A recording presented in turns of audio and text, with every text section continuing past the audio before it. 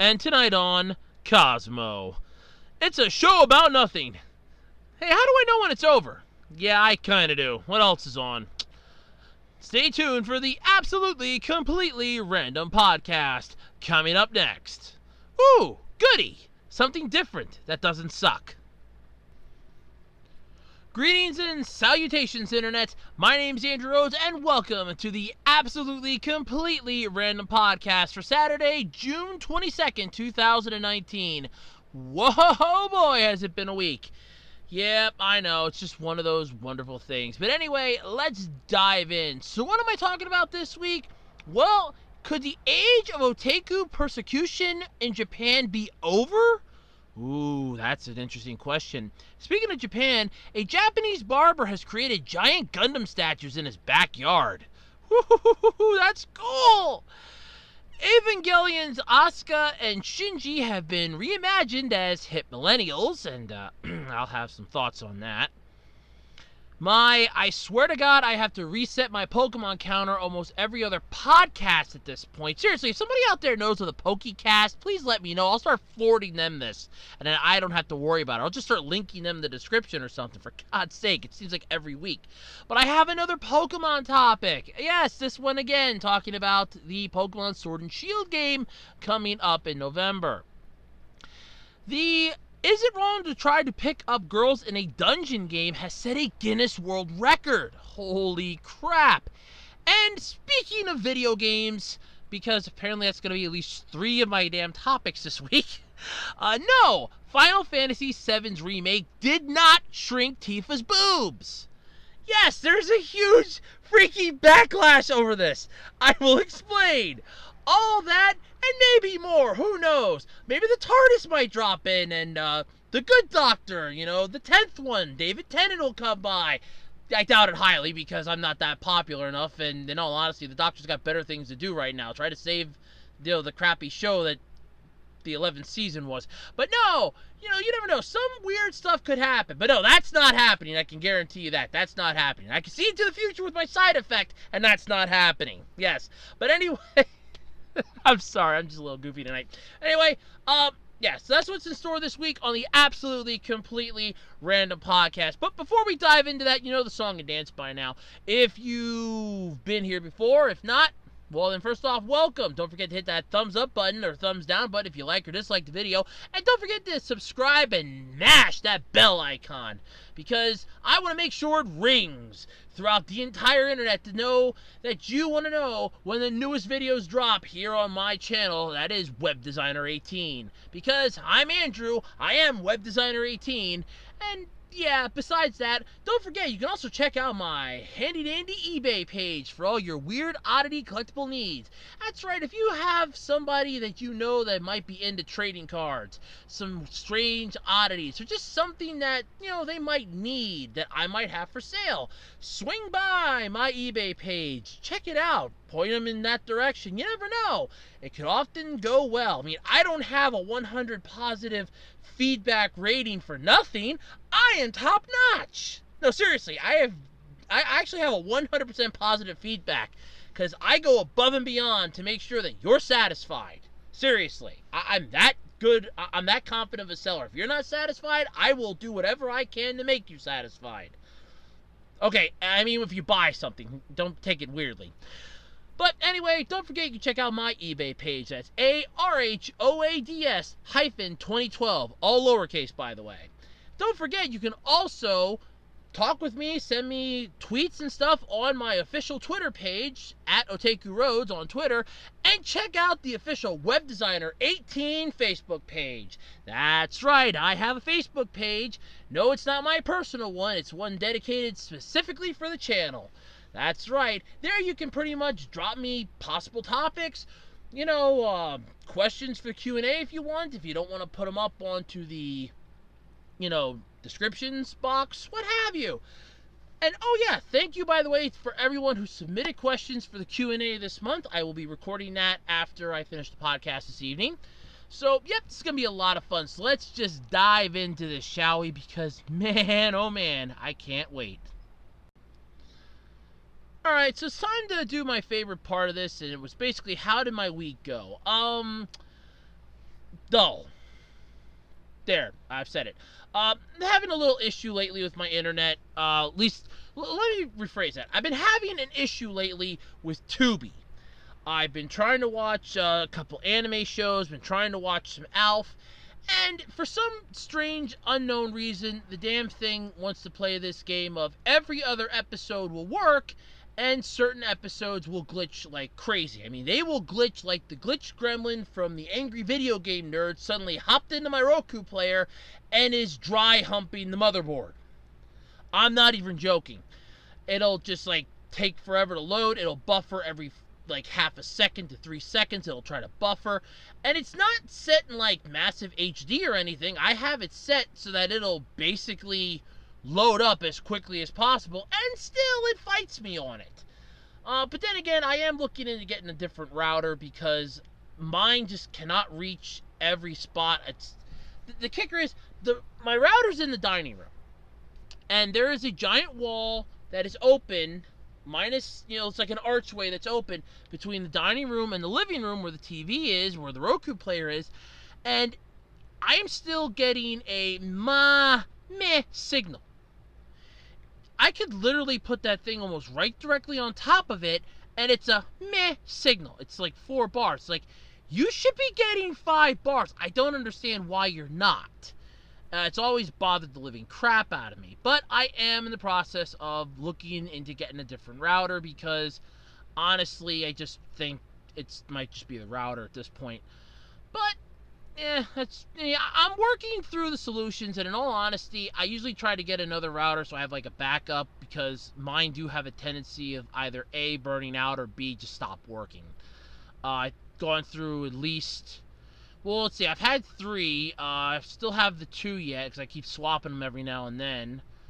But I had one that I used for like a little bit, and then it started acting really, really screwy, and I just stopped using it. But the one I'm trying to get's pretty good. It's supposed to have a 3. It's supposed to have, I thought it was only a 2,500, but it's a 3,500 square foot radius. So that thing should definitely work to cover the whole damn house. If that doesn't cover the house, nothing freaking will. I am not even joking. If that doesn't do it, nothing will. So I am in the process of looking into that. Otherwise, yeah, it's been sort of a dull-ass week. Rainstorms, heat, humidity. Speaking of which, I'm flirting with 80-degree temperatures, so if you hear my fan going in the background, that's why. And on top of that, I seem to be starting to get a cold because of the changing temperatures from daytime to nighttime. So, yay! That's frickin' fun. But other than that, I've mostly just been watching some YouTube videos this week, pulling up some stuff for reboots, remakes, and retcons, finishing up what I want to talk about for that, because I'm going to be recording that episode. I'm aiming for that to record on Tuesday, to upload that Thursday then, so that's my goal at this point. So, yeah, don't shoot me if I don't hit it, but that's my plan.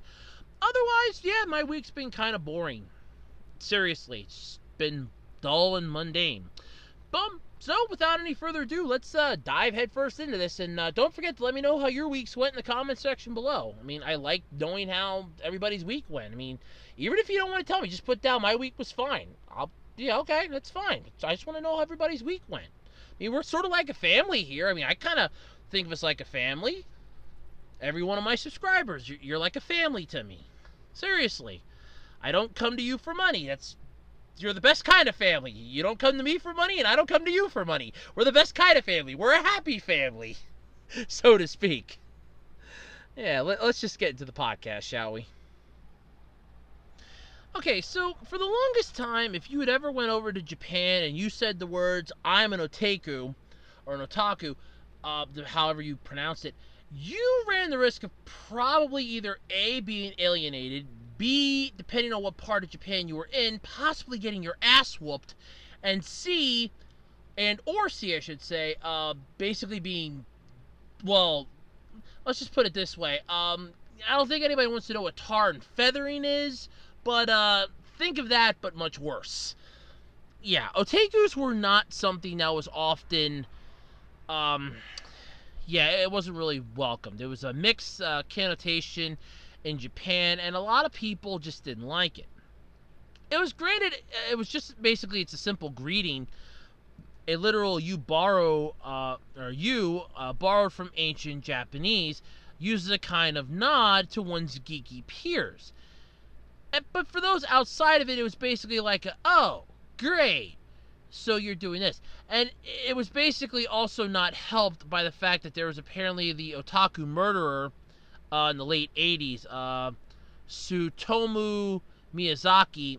I don't know much about that, and I did not want to look that up because I don't want to know about that. That just officially to me seems like something that I don't really want to know about.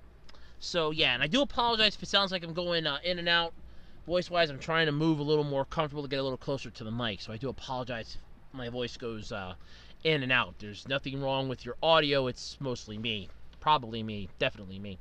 But anyway, but with time, though, the public image of otakus apparently has softened considerably. And this is actually a good thing because, like I said, Japan has a massive anime market. I know they don't want to, have that advertised, but here's the newsflash. It's pretty much a huge market. I mean, when Japan came up with anime, it was humongous.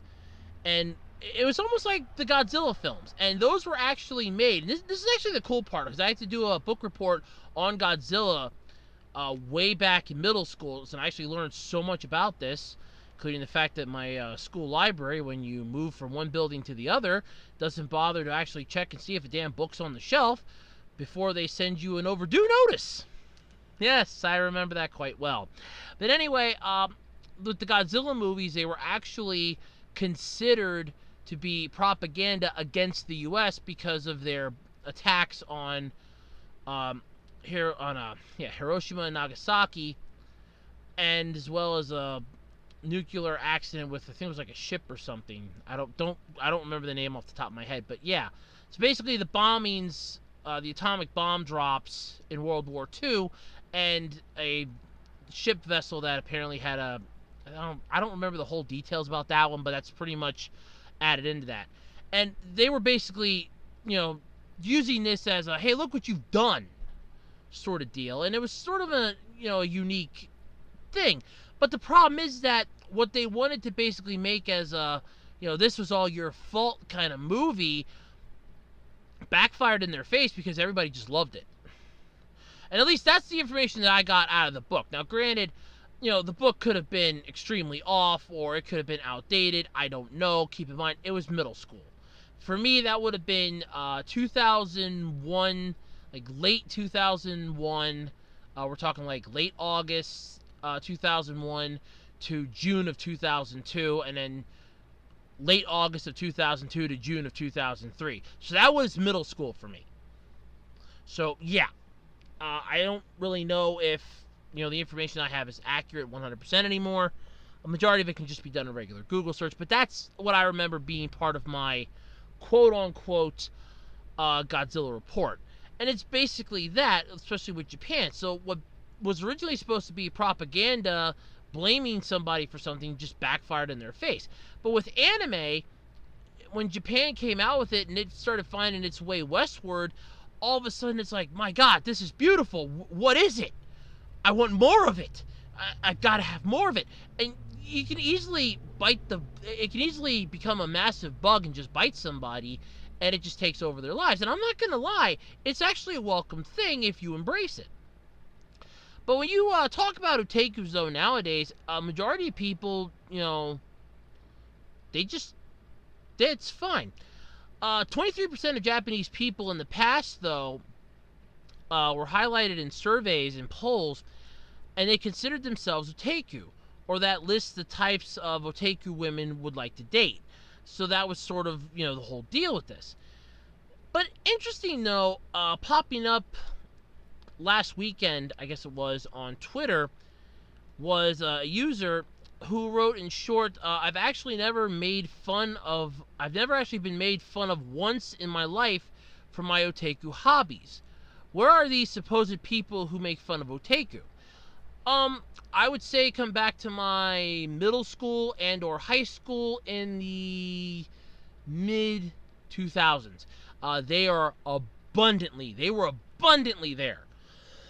I remember the Hot Shot kid in my class, Mr. Hey you, get off of my cloud type of person, who when it came out that, oh, Andrew's into anime, oh, we gotta make fun of this, just went to town about it to make himself feel good, and I got royally picked on like you wouldn't believe. I still have nightmares from my time in school. They're never gonna go away. I don't care. I know a lot of people that I've gone to school with. I've talked to some of them after school. The ones like he picked on me relentless, and he actually felt sorry for it. He goes, I should never have picked on you like I did. He says, I saw how badly then you were getting picked on, and I felt horrible for even doing it to you. And it's like, you know, people do change, but for me, I have the mental scars that are never going to go away. They are going to be part of me for the rest of my life, sadly. Thanks to that. I just have so many mental scars. I mean, there are still people out there that will judge certain aspects of an otaku's life. I mean, yes, if you're sleeping with a body pillow that is an anime character, they're going to look at you like you're a little weird. If you're buying figurines of an anime character, like certain schoolgirl anime characters, yeah, they're going to think you're a little weird. But then again, I got weird looks at a Walmart buying Tangled on DVD years ago. So I kind of know how the weird look thing feels. I mean, I'm like 6'2", 6'3". So yeah, I know how the weird look thing feels. So it's just funny though, but apparently another Twitter user responded to that post saying, and I quote, "Good, our battles were not fought in vain," end quote. What followed was basically a discussion of how hard things were for older otakus, and how most feel that indeed things have gotten a lot better for young folk into otaku hobbies. Users credited trends like Train Man for improving the image of otaku, as well as the ever-growing market for anime and other related products. So yeah, I mean, it's honestly, it is getting better, I'm not gonna lie, because it's pretty much everywhere. I mean, if you call yourself an otaku now, it's like, oh, they're just an anime fan. I remember reading a manga series that I plan on doing a review of at some point called Complex Age. I just have to reread it again, which means I have to dig into my manga vault. Basically, my little plastic container of manga. But I was reading that, and that's basically an entire manga about cosplay. And the only reason why I got it was because I saw and read the preview issue in an Otaku USA magazine. So it caught my attention and caught my interest, so I thought, oh, I'll look into getting it, and I got the whole, there's only like 6 volumes, so I just got the whole series. But basically, to give a little spoiler warning here, if you haven't read it, the main character, her mom was into cosplaying long before the girl was ever born, and she gave it up because she didn't want to be picked on or ridiculed, and then she finds out that her daughter's been doing it, and all of a sudden she's just getting these like massive flashbacks, and she tries embracing her daughter. It's like, well, this is your hobby, you can do it, you have my blessing. And then when her daughter tries using some of the newer lingo, her mom's just completely lost. It's like, you're what? And the mom was just completely lost. So it's like, yeah, mostly I'm just gonna say time has just like evaporated the fact that otakus was once a slang term, but now it's basically, oh no, that's fine, you can call yourself an otaku. We understand what that is now. It's it's nothing unusual for us. Everybody's an otaku here, and it's just becoming more mainstream. Yes, you're still gonna have those, like I said, that are going to call you names and make fun of you, but then again, you're gonna have that for anything. You play video games, like you play PlayStation 4, you're gonna have Xbox people calling you a nerd or calling you names. If you play a Switch, you're gonna have PS4 and Xbox on your backside. It's like a to each their own sort of deal here. It exists in every single thing in life. What OS you use, the clothes you wear, bullying is just a massive thing, and eventually you're going to get picked on for just about anything, regardless of what it is. But yes, it does seem that the trend is officially starting to die off, but I do know the sting of being made fun of multiple times, because in my high school, for anyone that's ever seen the Lindsay Lohan movie Mean Girls, when they do the scene with the cliques, where she's describing the different cliques in the high school, you would have walked around my cafeteria. I could have pointed out every single one to you. I could have told you, okay, over there's the popular kids table. We'll stay away from them. Over there is the wannabe table. Don't hang around them too much. Otherwise, you are going to be made fun of. Over there is the table of the athletes only. That's the freshman table over there. They pretty much will hang out with anybody. This is my table. Well, this little portion of it is where I sit, and so on and so forth down the road. I mean, I could have told you almost where every single person sat at their little cliques and groups. Most of like the popular kids in my class would sit in one section, and you knew that they were the popular ones because they always sat in a specific order. It was the most popular one was put in like almost the center position, and the other ones just flocked around her. So it does happen. So yeah, there are cliques everywhere. And there was a clique for like the ones that liked anime and manga, and I remember sitting with them because I didn't have lunch with my friends for the longest freaking time in school. That pissed me off, especially in high school. I did not have lunch with my friends for the longest freaking time. I basically had lunch by myself. I was all alone for lunch. None of my friends were there because my friends all had honors courses, and they had different schedules because they were taking college prep courses. And me, I'm just taking TA courses and not CP courses. And it's like, well, you're going to get, the second lunch, and they're getting the first lunch. And I'm like, oh, that's great. So I don't get any friends to talk to in school. I don't get any friends to talk to at lunch. And I'm by myself. Then eventually I started finding some people that were into anime and stuff. I'm asking, hey, you mind if I sit with you for a little bit? Some of them were nice, I'm not going to lie. I did run into a couple that were really, really... they were a couple strings short of an entire... Or they were a couple rubber bands short of a whole ball. Basically. And, yeah, we got made fun of. I'm not even going to lie about that. We got picked on relentlessly. And mostly by, like, the ones that considered themselves to be the wannabe stoners. We had gotten picked on by the semi-popular ones that were looking to find somebody to make fun of to make themselves feel better. The standalone bullies and stuff like that. Yeah, we got picked on. It's just sitting around them, I got it too. And then it's like, look, I'm into this stuff. What do you care? Well, you've got to pick on them more now. I could go on all night long with stories from how I got picked on in high school and how I got picked on in school. I have stories that can make your hair turn white. I don't care how young you are, I can make your hair turn white. Stories of how badly I got picked on in school. And you can ask my mom, she'll vouch for a majority of them. I got royally picked on in school like you wouldn't believe. The mental scars are never going to heal. So, yeah, a majority of it, especially in high school and middle school to a point, was because of me being a fan of anime. So I know the feeling. I really do. So I'm kind of glad that the age of Otaku persecution is long over. And I do apologize if you hear sirens. I'm assuming the local fire company is going to be going out, or there's an ambulance going through or something. Don't know what it is, but yeah. So there is that, but yeah, I am happy, though, that the age of Otaku persecution is finally starting to come to an end. I'm not even going to lie. That does make my day. That means that eventually you're going to be able to wear your... you're going to be able to, like, wear a Naruto jacket, or you're going to be able to dress like one of your favorite characters and walk down the street like it's a normal day, and like you're not going to a convention or something. So, yeah, it's a good day. It really is. We're soon going to get to that point. Alright, so here's an actual interesting little tidbit story. It's like a nice little, I don't know if you want to say heartwarming kind of story, but I just think it's kind of cool.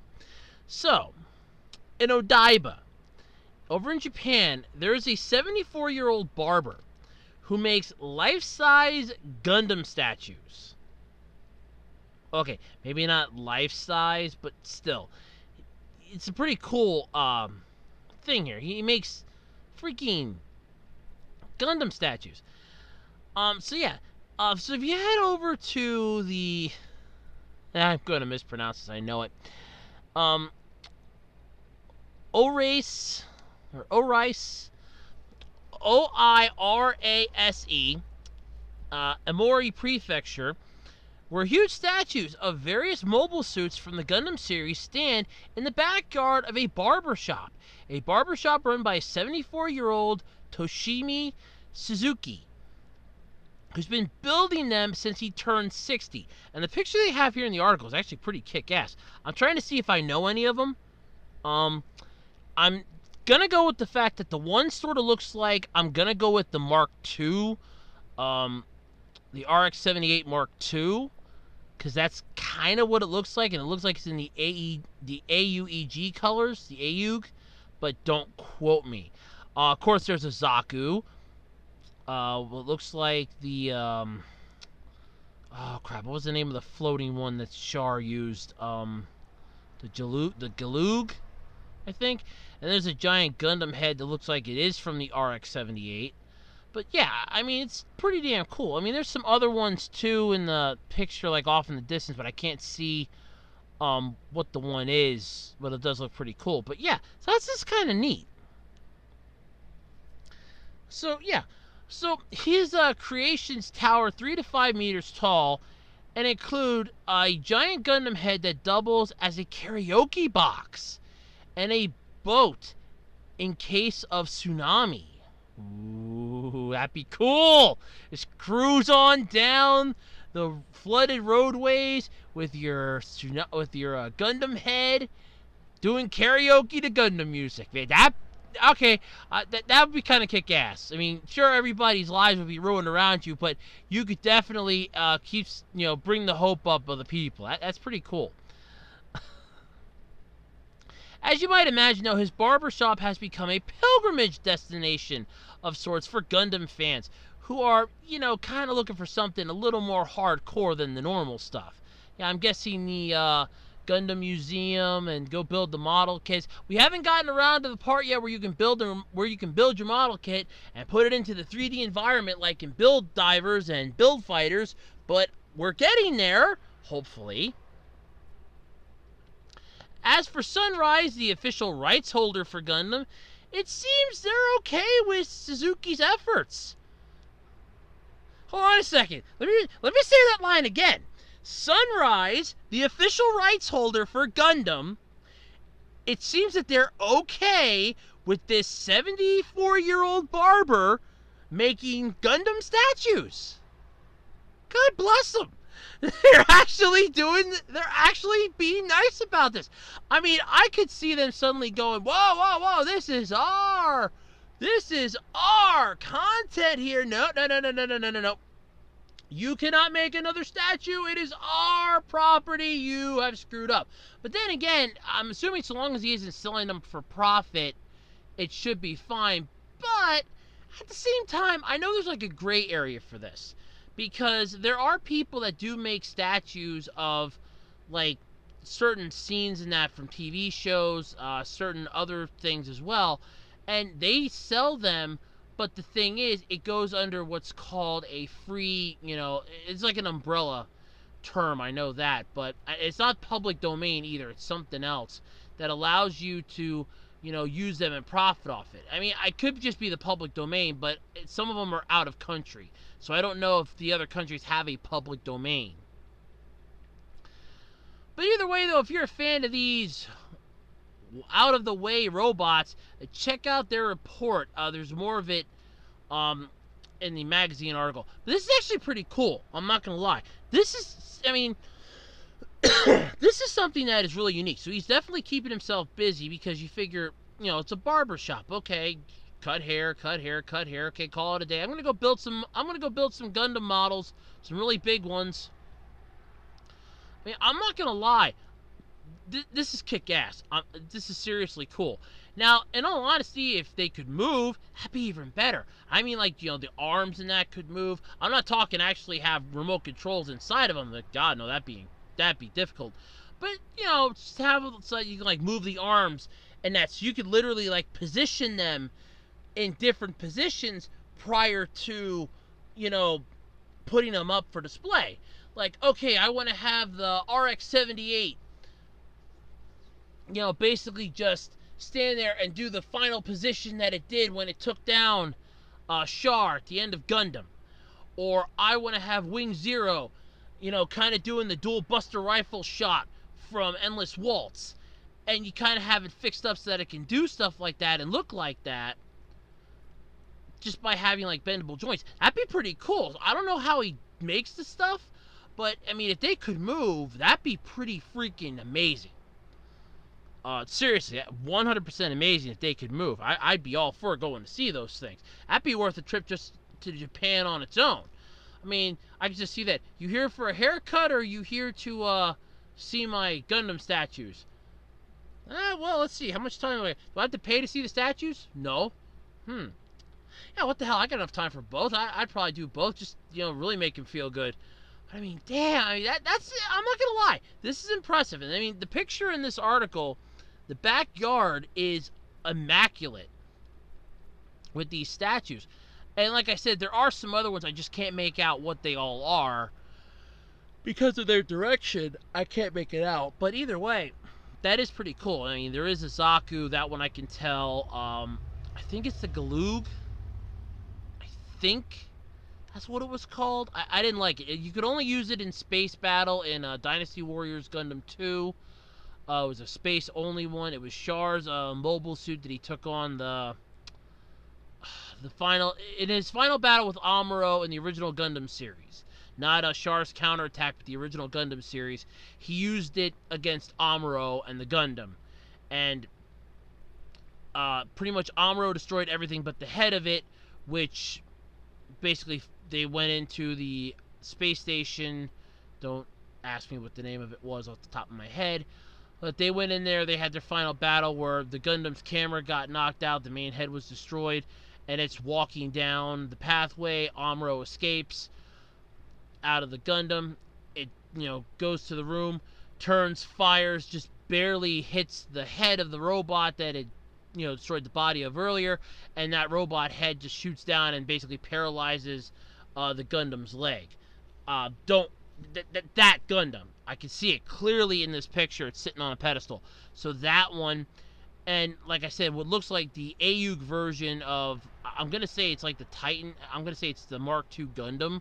At least that's what it looks like. It looks like it's the Mark II Gundam, because it doesn't look like the RX-78. Not in any way, shape, or form. It looks like the AUG or the Titan version of the Mark II. Because there were two different versions of that. There was the AUG version and there was the Titans version. So I don't know. It could just be a combination of the both, too. Because it's like dark and colored panels on the knees, or on the ball joints there at the knees, on the wrists, the shoulders, the torso, the hips, down and around the ankles. The shield's a dark color with what looks to be like a goldish, orange, yellow type of deal. And I'm colorblind too, so I do apologize if I'm miscolorizing this. But it looks pretty kick-ass, I'm not going to lie. So yeah, if you ever find yourself over in Japan, specifically in this exact area where this is, check it out. I mean, it looks like it's freaking amazing. I mean, 74-year-old Barber. I mean, I could just assume that his family would probably keep it going long after he died. Or long after, like, if he would die or something, the family might just keep it going. Worst case scenario, I could see Sunrise possibly going there. It's like, we're going to make a Gundam museum. This guy built so many Gundam statues. I mean, if you just, like, leave them all to Sunrise or something, they could make a little museum there. You could walk around and look at the Gundam statues, and I could see them making charge an entrance fee. I could see them making a kick-ass amount of money from that. But yeah, I mean, this is freaking cool. I'm not even going to lie about that. This is really neat. 100%. That's impressive. Kudos. That is kick-ass. That's cool. Okay, so if you were to ask me what's one word that I hate the most, that I'm constantly called, that my generation is constantly called, the first word out of my mouth is going to be millennial. I hate being called millennial. My mom knows this. My one friend is slowly learning this, because every time she goes, well, it's, you millennials. And I hate that phrase. I just hate that word, because people are constantly throwing that word around as a slur for my generation to badmouth us. And I'm sick to death of it. You don't see me going around and calling, my mom's generation the hippies. You don't see me going around and calling, other people by their supposed slang term names. No, stop calling my generation millennials. However, what gets me more annoyed, this is a topic, and I would have just did this for an Andrew Rant, but this is just way too perfect of an opportunity that I'm never going to get again. So, Evangelion's Asuka and Shinji have been remastered as hip millennials. So, they kind of just look weird.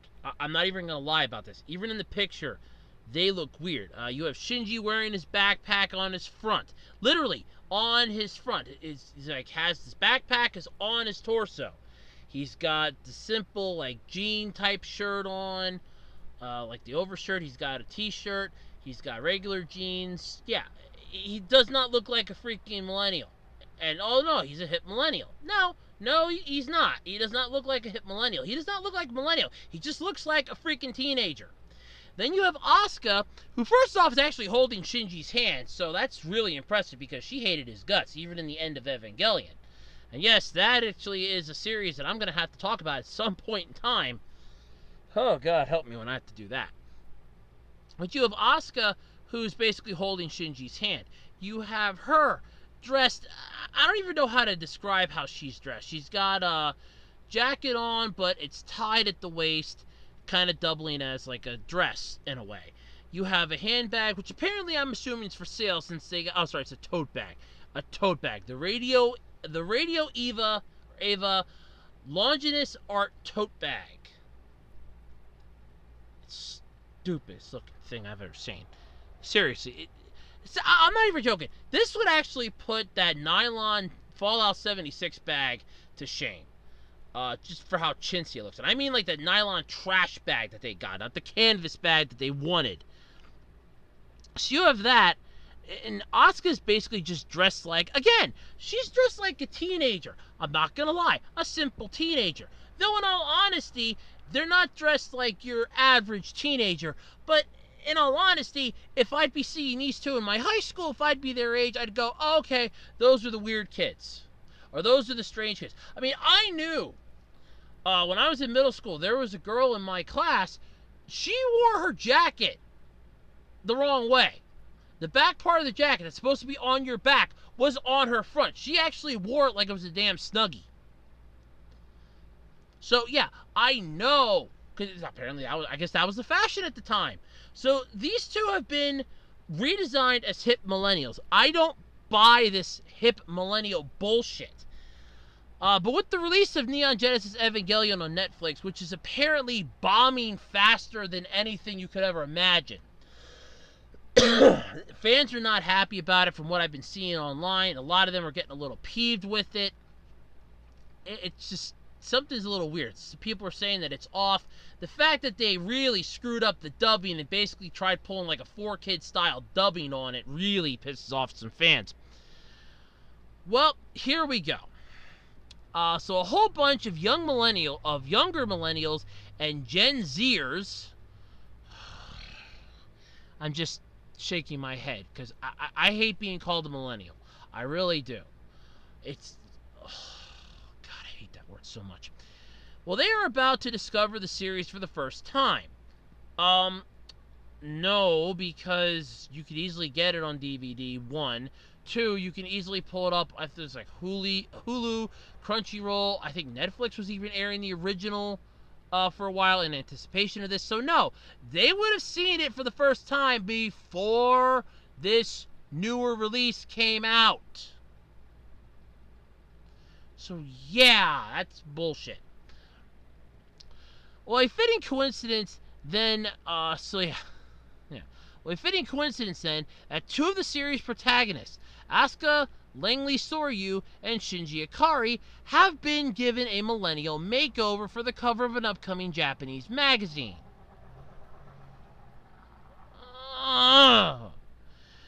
Titled Evangelion Millennials, it's apparently a kind of bonus item for a new tote bag, modeled after the series Lance of Longinus.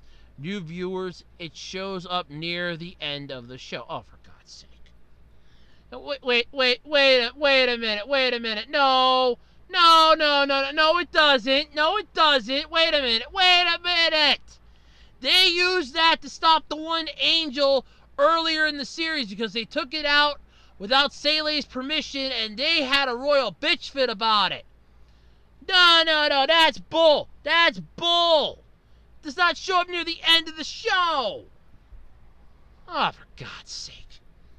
I'm going to have to do that series at some point. Don't make me relive that now. But you just allow to look at the cover. It's weird. Apparently, they're saying that Asuka and Shinji are looking hipper and happier than they were in the entire series. Well, no shit, Sherlocks. The whole series was Shinji going crazy. That was the entire series, was Shinji having a nervous breakdown. He didn't want to get in the robot. He had daddy issues. Mommy was dead. He had this creepy guardian that was trying to hit on his teenage ass. He lived with a female that he kind of liked and didn't want to admit it. He had to fight, beings called angels. He had a crush on a doll that was apparently supposed to be disguised as an actual human, but we find out she's a doll because when she blew herself up, she came back with no freaking scars, and there's a whole crap ton of them. And that doesn't even qualify or count the fact that so many things just happened to him on a silver freaking platter. And they're happier and hipper than they were in the entire series? The only part in the entire series that I could possibly imagine them being happy in was the part near the end of the series, episode 26. The one when they actually, and I'm going to say this here, and I can't believe I'm going to say this, the alternate ending, not the end of Evangelion, but the alternate ending where they kind of made the entire show basically a slice of life comedy. But they're going, maybe all Shinji needed was a makeover. A makeover, psychiatric help, 24-hour hotline, possibly suicide hotline. I'm just going on. I mean, he listened to a tape recorder. He had a crush on Asuka. He had a crush on Rei. He had a moral dilemma that he constantly had to work through. Hell, he got stuck in his Eva when it actually ate the powerful engine, integrated it into its own body from one of the angels alone. He had a massive nervous breakdown. He had mental problems from the start. However, something that's very interesting in this is that apparently Asuka, Shinji, and Rei were all born in 2001, making them part of Generation Z. Look, I'm not going to lie about this. I'm not a fan of this. First off, anything that tries making millennials seem like they're idiotic, whiny little pains in the ass pisses me off, because then you're throwing my half of that generation under the bus as well. I'm not walking around with my blue jeans down below my ass. The reason why they go about to my ass cheeks is because I have loose pants. You try sitting the way I have to sit. I got thick-ass thighs. You try sitting with that and try not to rip jeans. Yeah, mine are gonna end up going a little baggy on me. There's a reason for it. I'm not happy about it, but there's a reason for it. I never wore my jeans right to begin with, even when I was growing up. I am a difficult person to find clothes for. But the way these two are dressed, like, that's the typical millennial fashion. No! That's the typical teenager fashion! What generation are we up to now? That's what they're dressing like, not millennials. I don't know, we're dressing like millennials, I guess. I guess this is kind of turning into a rant sort of deal, but seriously. So we have this going on, and all at the same time, and they're pitching this tote bag. And this magazine is just a bonus item you get when you buy this tote bag. And all the tote bag says is Longinus. What is honestly going to stop somebody from basically making their own version of this? It doesn't even seem like it's that impressive of a tote bag. I could make this probably with my eyes closed. Seriously, it just looks like it's, you know, like solid letters, solid felt type letters, just like not felt, on a specifically designed, it almost looks like zebra print in a way, bag with a black bottom and red straps. It's not that difficult to make something that looks like that, and all it says is Longinus. Like I said, that's like this is almost like the Fallout 76 canvas bag. Let's get the canvas bag, and it comes, and it's nothing more than a trash bag.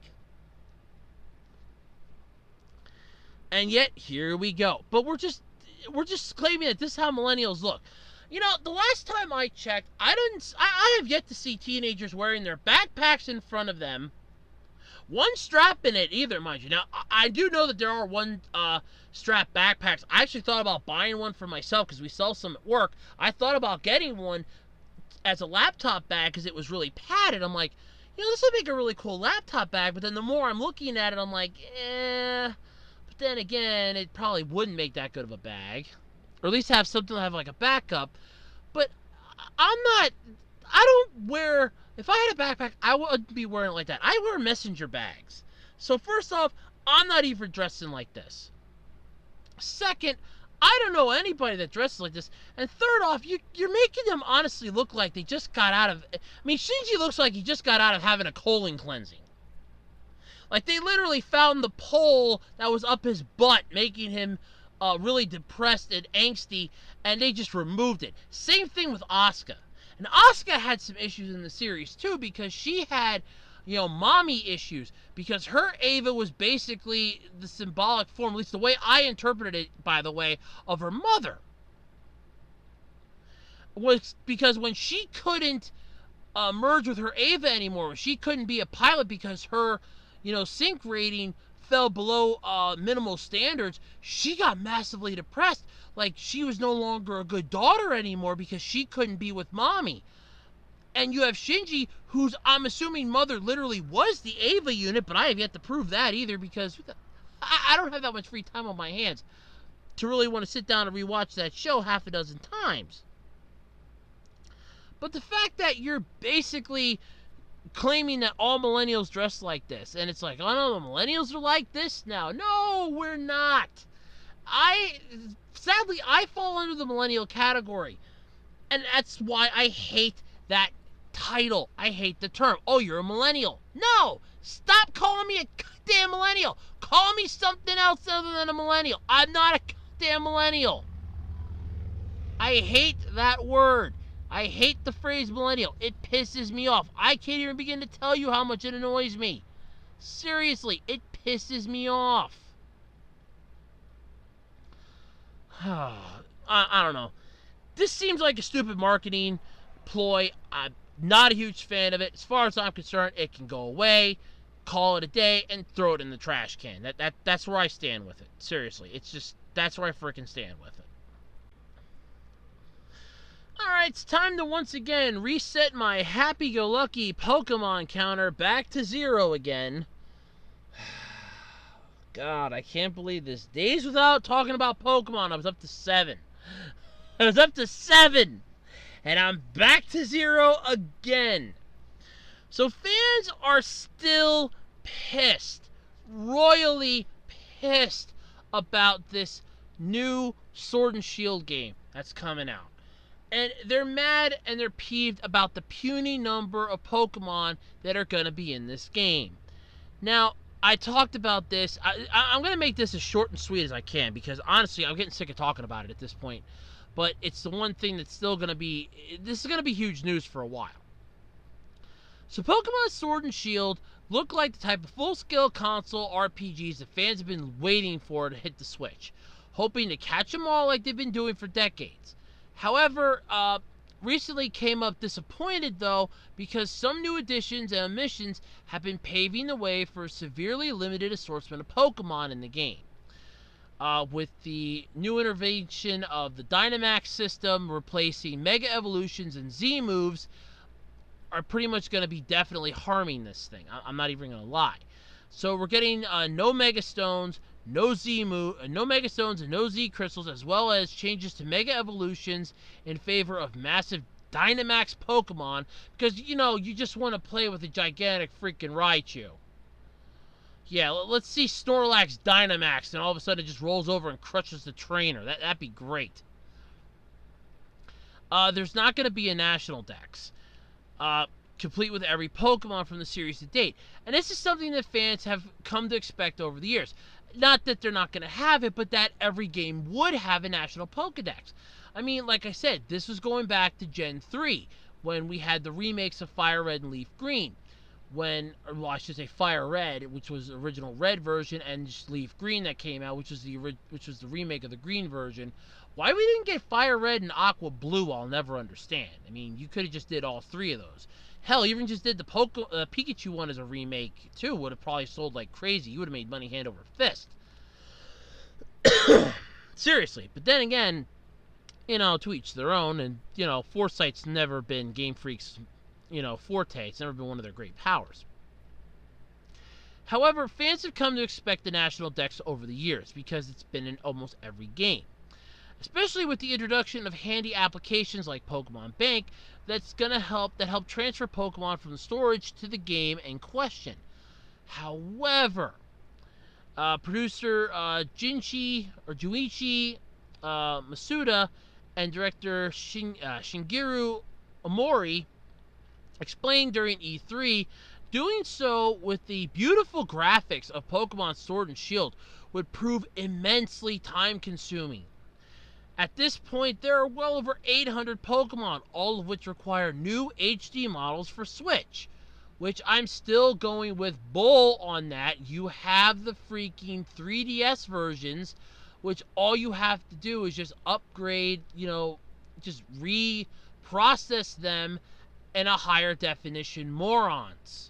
I mean, I could make a video, I can run the video through a video processing program, and I can make it shoot it out at 1080p and look freaking crisp and clear. It's not that damn difficult to do that with gaming programs. That is what I'm not understanding with this.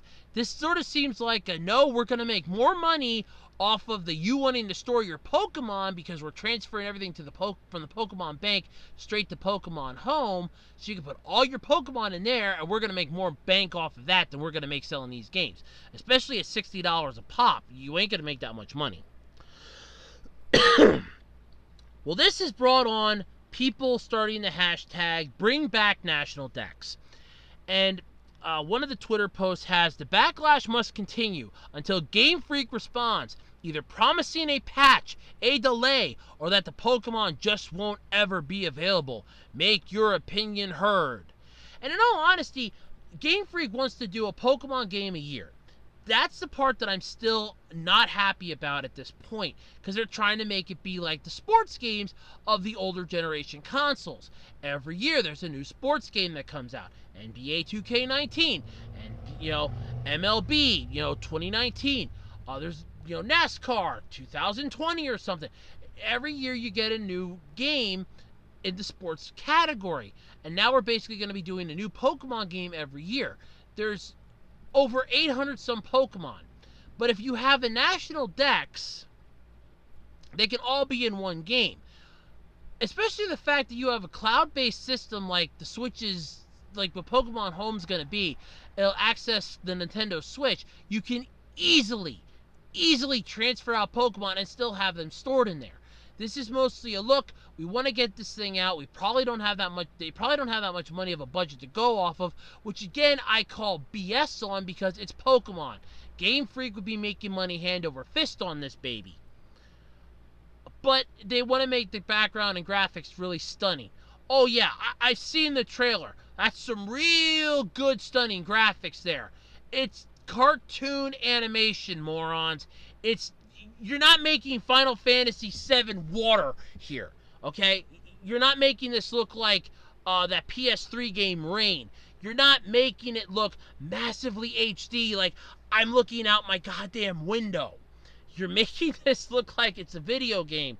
It's basically one step higher than what the last one was. That's what each newer generation is. It's one step higher than the last one. It's a stepping stone. So all of this has basically led to disgruntled fans. Some rallying behind hashtags like bring back the national decks, and others even going as far as to propose a boycott.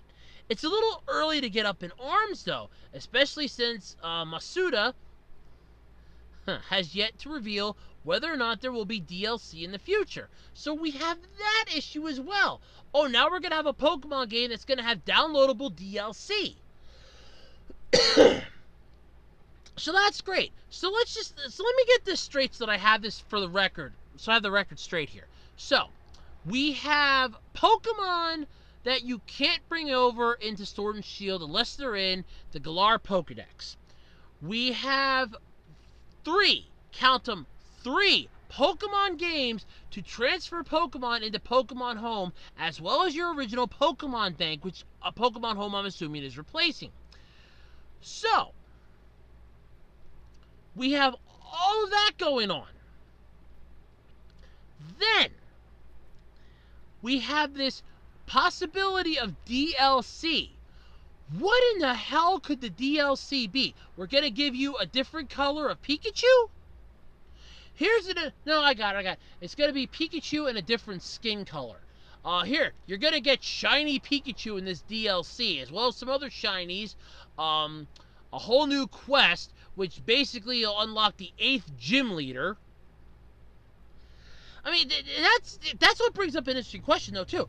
I mean, if there's going to be DLC for this, if this game's going to end up having DLC, then how much of this game is actually going to be done upon launch? I mean, are we looking at a Tony Hawk incident here, where fans are going to have to basically download the game onto the cartridge, and it's just going to be a blank cartridge that's just going to take you onto the site? I mean, I want to know here. If we're going to have DLC, I mean, what's the DLC going to be? DLC Pack 1. You're going to get 30 new Pokemon that weren't originally available upon release, as well as access to the Elite Four. Well, that was well worth waiting 7.5 months for. I blew through the first 5 gyms, almost, in Pokemon Sapphire in a day. I was up till 2:30 in the morning playing that the first time I ever got it. I got all the way to the fire gym. I beat the fire gym. That was like the last gym I remember for the night. So technically, wait. 1, 2, like 3rd or 4th then, I should say. I got like 4 badges, getting ready to work on my 5th. So, first off, you have that. Second, and I want to stress the second part here. Second, you're talking about a Pokemon game getting downloadable content in the future, possibly. If that is seriously what gaming has come to anymore in this day and age, I'm sorry, but I would not like to call myself a gamer anymore. If everything's going to be DLC in the future, oh, well, we're just going to get DLC for the game. No need to finish it now. We'll have DLC in the future. You're going to have like an extra 30 Pokemon that weren't available in the previous, when the game was released, as well as access to the Pokemon League Champion.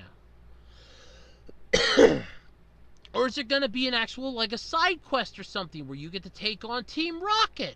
I mean, no DLC should be in a Pokemon game.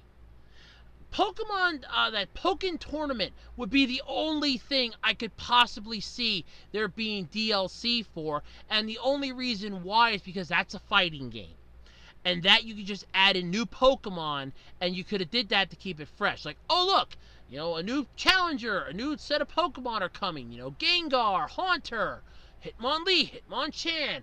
You get a whole bunch of new Pokemon. And I'm using examples. I don't know what Pokemon were available in that game.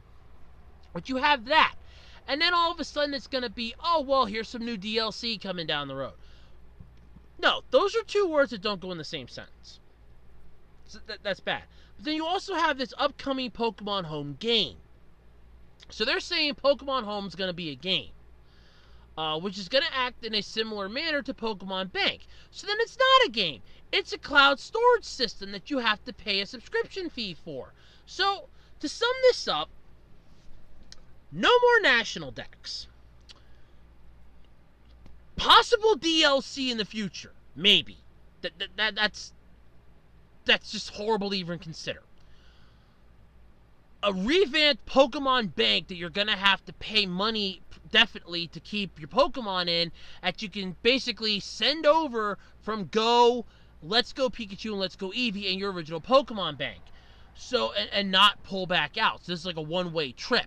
So you have that. All of this basically coming to the way of what in the hell? That is the $1,000,000 question here. What in the hell, people? Seriously, that makes no sense. I'm honestly, at this point, I'm for the boycotting. I'm not even lying. I'm for the boycotting at this point. You're running the risk of getting DLC. And I'm not just saying this. I don't want to be mean or anything to Game Freak. I mean, they've done wonderful jobs over the years. But this is not going to sit well. This is going to be their Pluto Nash of the Pokemon world. And you thought Pokemon Mystery Dungeon was bad. This is going to be worse. Yeah, I know. There are some people that liked it. It was alright, but it wasn't the world's greatest. I mean, if you accidentally step off that platform that Kecleon was selling stuff on, he thinks you're stealing his shit, and then he just goes batshit crazy on your ass. Yeah, not fun. So you have that. But, I mean, this is going to be a massive, massive, massive issue. You're going to have disgruntled fans. Day one glitches. Let's not forget that when X and Y came out, there was a massive glitch that they had to patch. So first off, you already had issues with glitches that they had to patch via an actual download that you had to get for the game. You had to download the patch to prevent your game file from becoming corrupted. Something that should have easily been caught in quality assurance was not caught. And now we're getting a Pokemon game where you're not going to have the national dex of all 800 Pokemon, so that they can have beautiful, stunning HD backgrounds that are basically one step higher in resolution than the 3DS games. You have that. The possibility that there could be freaking DLC for this. A Pokemon home system. The fact that it's on Nintendo's new flagship Switch and will be forever. This, to me, screams so many issues, I don't even know where to begin, and it scares the crap out of me that we're even at this point. Dynamax Pokemon, we're removing two massive things that were added in. One that was added in the previous game, and one that was added in the game before that. We're getting rid of Mega Evolutions, getting rid of the Z-Stones and the Z-Moves in favor of Dynamax. And all because what? People didn't like the fact that limited Pokemon could Mega Evolve? I guarantee you limited Pokemon are going to be able to Dynamax, because if all of a sudden all the however many Pokemon are going to be in this game, that'd be hilarious if on launch day it's like 50 Pokemon. Oh, that'll piss off a lot of people. So if we have that, you have that many people on launch day that are pissed off that it's only 50 Pokemon, you're going to lose a lot of money on this. But also that you could have massive, impressive HD backgrounds. Charge $60 for it being a console game and not a handheld portable anymore, which was the entire purpose of it since it was called Pocket Monsters. But I guess because the Switch can go into your bag or your pocket, it still counts. Bullshit on that. But you have that going on. And I'm assuming that every Pokemon in this is going to be able to Dynamax. So you're wasting precious space by including Dynamax, which wasn't welcome in the first place. It seems like a really stupid add-on, throwing us no full complete national dex of every Pokemon to date. So it's taken away the strategic point of this, furthering the fact that you have possibility, and I'm going to keep riding on this train, DLC. No, this is going to be a swan song for the Pokemon franchise. It honestly is. I'm terrified to death of this now. It's launching in November. It's coming out for the Switch. The article says you're all going to be playing it. I personally ain't, because I don't have a Switch, and if this is how Switch games are going to go from now on, if this is how games are going to go, where it's DLC this and DLC that, as far as I'm concerned, you can keep your fancy game consoles. I mean, I can make my own console. Sure, if I want to make it so that you can get downloadable content, it'd pretty much be oh look, here's a alternate chapter or something, and it's free. Because DLC they can put behind a paywall. And that's what pisses me off with it. Not a lot of DLC is free anymore. A majority of it requires a season pass, meaning that you have to spend the money to get the pass to get the game, to get the DLC, and then you're screwed. Because if the DLC sucks, you're out the money for the DLC, and the game sucks. Or you're out the money for the season pass, and the game sucks. So yeah, I have issues with this. I'm not even gonna lie. It pisses me off, it angers me, it annoys the crap out of me. As far as I'm concerned, this is the swan song for Pokemon. That's all there is to it. Knowing my luck, in a couple weeks, they'll probably make another announcement, and I'll have to talk about it, because it's going to be an interesting topic, and I'll want to know more. So stay tuned for the next exciting installment of What's Wrong with Pokemon? I swear I should just rename this podcast the PokeCast at this point then. Ugh. Moving on. Okay, so there's a Guinness World Record for just about everything in the world you can imagine. The longest fingernails, how many times you can run back and forth to the refrigerator. I've seen some weird ones. You can constantly pull these up online. There's like, I'm pretty sure there's still like an entire site of Guinness records you can pull up. Let me quick check that to double check while I talk about this. But seriously, Guennis.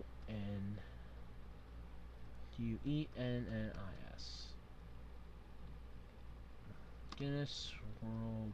There we go. Okay, so you Google search Guinness World Records, and you can literally go to their homepage, and you can actually even just pull it up.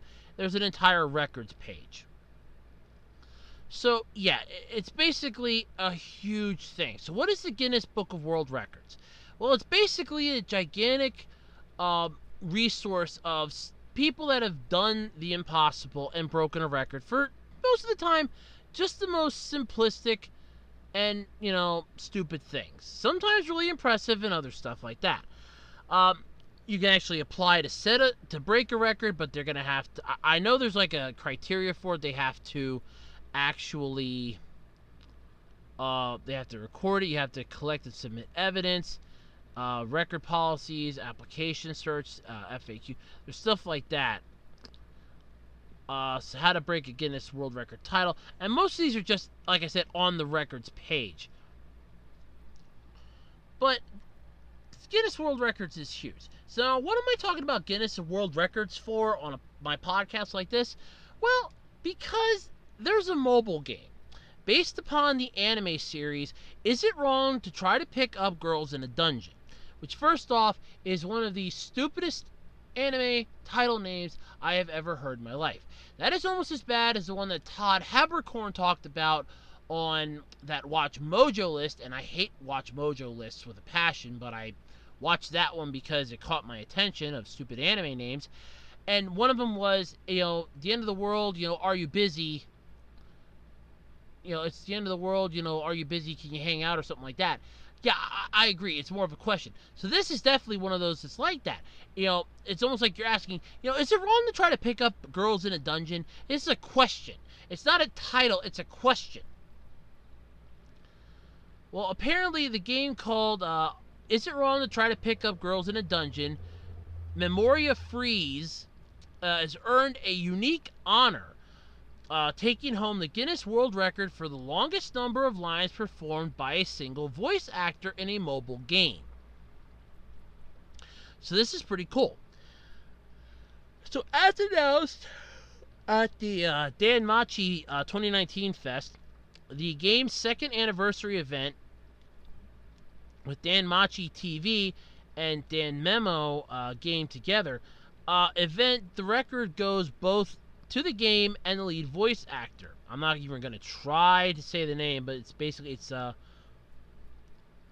Yoshitsugu Matsuka or Matsuoko or Matsuoka. My apologies. Who plays Belle Cranell. Cranell. Cranell. In the game and anime adaptations. A Guinness World Records representative confirmed that Matsuoka. Yeah, recited an astounding 10,175 words in Memoria Freeze, which is equal to 2 full course anime series. Let me say that again. 10,175 words in Memoria Freeze, which is equal to a full 2 course anime series. That is impressive. I'm not going to lie. If you want to check out this accomplishment for yourself in action, you can download the game. It is currently available on iOS and Android devices. I'm assuming it's like an RPG. It seems kind of cool. I honestly like RPGs, so I might try to see, check this out online, see what it's going for, like what sizes and everything else. But yeah, this does look pretty damn cool. I have heard of the anime. I haven't actually watched it, but I have heard of it. It's an interesting kind of title, like I said, but still, it's a question. It's not a title. It's like, you know, there's a movie called Next. It's a Nicolas Cage movie, and I constantly make the joke that if I'd ever have a TV station, I would go have special like bumpers in between when the show ends and the next one begins, saying what's coming up next, and I would have like two people talking, going, well, what's next? Well, next is next. Well, I want to know what's next. No, next is next. Well, what's next? No, next is next. No. I want to know what is next. Next is next. I could see that getting annoying, but that's basically what I would do just for a good laugh. It's sort of like a play on the Who's On First from Abbott and Costello. So there is that. It's, like I said, it's not exactly a title. It's more of a question. Sort of like there's also another movie. It's called like 2 Days in New York. It's like 2 days in New York doing what? 2 days in New York and we got mugged. 2 days in New York and I went broke. 2 days in New York and if I finally got to hail a cab on the final hour that I was there. So many it seems like there should be a comma and a continuation after it. It's what I'm getting at. But either way, it is pretty interesting that they have actually managed to get a Guinness World Record. So that is huge. Because it's not easy to get one of those either. Because, like I said, I know that they have to be witnessed. They have representatives that have to witness it. If they don't witness it, or you fail even by like a second, you don't get the record. It's just, they are really strict with that. And it really puts, it really does. It puts you to a test. There was a Hey Arnold episode where they were trying to break into the Guinness Book of World Records. And they didn't actually get in, but they ended up, well, no, they did. They didn't get in for what they were aiming for, but they got in for trying the most attempts to get in. So it was actually pretty cool. It was a unique way for them to do it. So that was sort of nice. But yeah, this is actually pretty cool. Kudos to them for actually doing that. 10,175 words. That is, damn. I couldn't even imagine trying to talk that much. Wow. That is true voice acting style right there. It really is. Kudos. Okay, so by now everybody knows about Final Fantasy VII's remake. And there is a humongous backlash coming out from a lot of things. First off, there are some fans that aren't too pleased with Cloud Strife's voice. They're not happy that they kind of changed actors on that. They're not happy with other prospects of the series, small changes here and there. Personally, I mean, I'm not gonna lie, from a game that literally was 2D sprites that sort of had this pixelated 8-bit look to them, I have to admit it's not bad. I apologize, it's probably 16 or 32-bit look to them, but you get my point. It didn't look too bad. The remake, though, yeah, I could understand some people's issues. I mean, it does look more real, but at the same time, slightly looks a little more fake. Yeah, it could also just be the way that I'm seeing it too on my monitor, but still, I mean, the picture I have up is from the article. It's Cloud Strife and Tifa Lockhart, and they're back to back, and I'm just kind of looking at this thinking, okay, I buy Cloud's look, but then I'm looking at Tifa, and I'm like, the face just definitely seems computer generated. like, it doesn't look realistic. Like, you can tell where the cell shading is on it that shouldn't be there. But that's just my, it's just the way I'm seeing it. However, one of the more, I should say, not as massive, but fans are freaking out about it anyway, is one thing. Apparently, fans are a little upset that they have decided to alter or shrink Tifa's boob size. Now, there are some people that were freaking out about this. There's like an entire Twitter post, or at least 6 or 7 Twitter posts designated to this. In fact, there was even a small bit of chat about this. I was watching Zero the First do the Lost Age last night, and we were talking about this. Some of us in the comments section were talking about this too with him. It's like, yeah, they're not too happy that they changed Tifa's boob size. Well, Square Enix is coming out, and they're going, we did not shrink her breasts. Okay, her boobs did not shrink. So they're defending this. And honestly, I'm not going to lie, they're doing a damn good job of defending this. I mean, they're doing a damn good job trying to here. So there's been a lot of chatter, though, about her new design in the Final Fantasy VII Remake.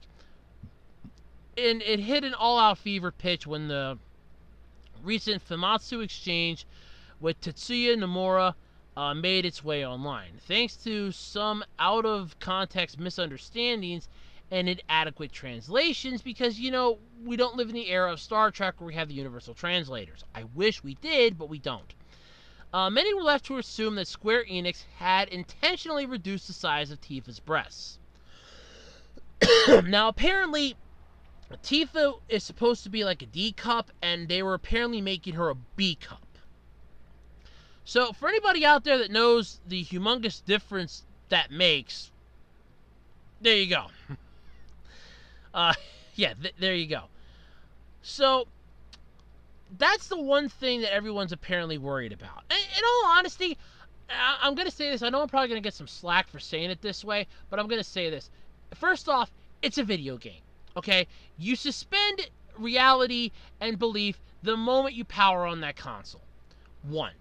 2. This is honestly what you're more concerned about. And I can understand why, if it's a character that you grew up, you had a massive crush on, and now you get to see her again, in HD, in all her HD glory, and it's like, man, you don't look like I really remembered you, man. I had really had a bigger crush on you when I was, a little kid. I don't like you now. I could kind of see their point. Eventually they're going to look at this and go, something just doesn't feel right about this. Because if you change one aspect about a character, even if it's something that's noticeable, you're basically then able to hide 6 or 7 little defaults that may not have been immediately noticeable, because, well, now they're not going to notice those because they're fixated on one point. But it's definitely enough of a thing to warrant pointing everyone towards a clarification. Posted over at Kotaku, echoing the sentiments of YouTuber Gaijin Hunter. Brian Ashcroft did a line-by-line translation of the Japanese interview in which Nomura explains adjustments made to Tifa's clothing. While they didn't change the full body silhouette of the character, they did increase many of the little details, which included providing an outfit more suitable for action. So how does that affect her chest? Let's just go ahead and have a look at the effect. Look at the direct exchange between Famitsu and Nomura. Famitsu, since Tifa's chest is large, was there any consideration also given how the rendering was done? Nomura, first of all, since we wanted Tifa to have defined abs, we made her more athletic looking.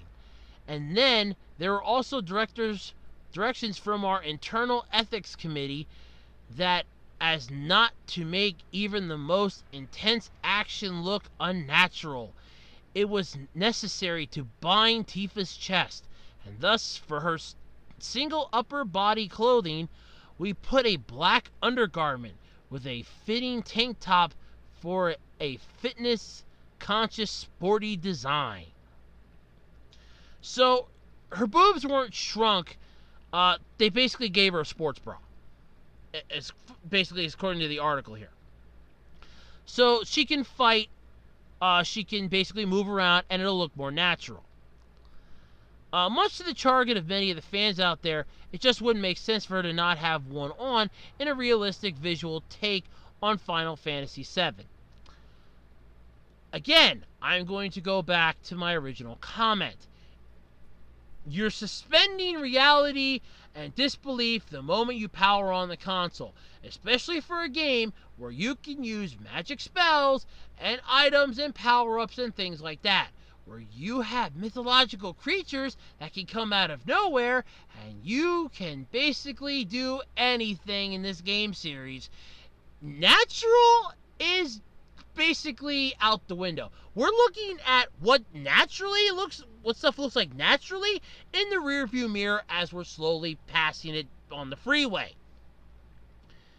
I understand both sides of the angle on this. Both sides of the argument, I understand them both. You have the fans that are pissed off that they changed up Tifa's look. And as I said from the picture above that's in this article, I can understand it because she does look like she's more computerized graphic. I mean, her hair looks really off. Her gloves look really, really staged. I understand where it's coming from. I really do. 1. 2. You're taking something that, like I said, was an 8-bit style game, and you're making it full body CGI, HD graphics. Yeah, there's going to be some changes. So like I said, I understand both sides of the argument on here. You have the ones that, well, if you're remaking the game, well, this is just, you taking remakes one step too far. And then you also have the ones that are like, no, I'm happy with the way this looks. I'm content with this. It's a double-edged sword, like I said, and it's a double-edged sword that honestly just, there's no winning with it. You're damned if you do, and you're damned if you don't. Personally, I've only ever seen one thing in regards to Final Fantasy VII, and that was Final Fantasy VII Advent Children. That is the only thing I have ever really truly seen Final Fantasy related. Otherwise, I know the game exists, I heard it was quite good, but honestly, there's probably more things you can complain about other than the size of Tifa's breasts. I mean, you got Cloud Strife getting a new voice actor. You have strange looking things that I've seen in some of the images that have been leaked out and released. There's so much more that you could talk about and have a fit over other than the size of a character's boobs. No, I'm not saying make them anime-sized proportion like, they're basically 2 giant beach balls shoved under her shirt, but don't just don't complain and scream and holler if they look smaller. Keep in mind, like I said, you're looking at this in a newer dimension. We took something that was originally imagine this being 2-dimensional and you suddenly made it 3-dimensional. The aspects are going to look a slight bit different because you're taking it to a different dimension. So there is that. I'm trying to go through this and not really speak with the jawbone of an ass, as it were, with this. But in all honesty, like I said, I can think of a few more things to really nitpick on. Other than that, like I said, her gloves kind of look really fake. Her hair looks like it's definitely, you can tell that it's computer generated. If you're going for the realistic look, like this is supposed to be what we think the characters would look like if they were real life, you're failing miserably with her. Because I can definitely imagine, nope, she looks more like a CGI character than she does real. I mean, in this picture that I'm seeing, and I'm not going to lie, Cloud looks more human than she does. And that's saying something. So yeah. Like I said, I mean no disrespect with it. I really don't. But seriously, it's just, get over it already. It's just a video game. Get over it. Alright, everybody, that's going to do it this week then for the absolutely, completely random podcast. I'd like to thank everyone for hanging out with me for this last, definitely over an hour. I apologize for that. But thank you all for hanging out, though, with me. Had a lot of fun, had some laughs, killed a lot of time. If you have any topics you'd like to hear me talk about, feel free to drop them in one of three places, either here in the discussion section of my YouTube channel, over on my Twitter page, or on the Web Designer 18 Facebook page. Thank you all again for submitting your questions for the June Q&A video. I will be recording that momentarily, right after I finish up with this, and then pull out my camera, so that'll be, pretty quick after I set everything up. As quickly as I can anyway, because it is getting kind of late. But thank you all, though, for that. Look forward to reboots, remakes, and retcons, which will be premiering at some point this week. And please remember, this is going to be a once-a-month video, so don't go asking where's the next episode like a week later, going, well, how come the next episode isn't up yet? It's a once-a-month video. That's what reboots, remakes, and retcons is going to be, a once-a-month video. I am working on a couple Andrew reviews. No YouTube channels to review as of right now. I know that there are a couple that people would like me to review. I have not gotten a chance to review them yet because I have not gotten a chance to actually watch them yet. I've mostly just been watching whatever YouTube was recommending for me because I haven't had a chance to actually sit down and dig up the channel names that the people want me to review. So yeah, I'm working on it. I'm not, it's not going to be an instantaneous thing, but I'm working on it. So yeah, that pretty much is going to do it. So like I said, thank you all for tuning in this week. And until next time, I'm Andrew Rhodes, and this has been the Absolutely Completely Random Podcast.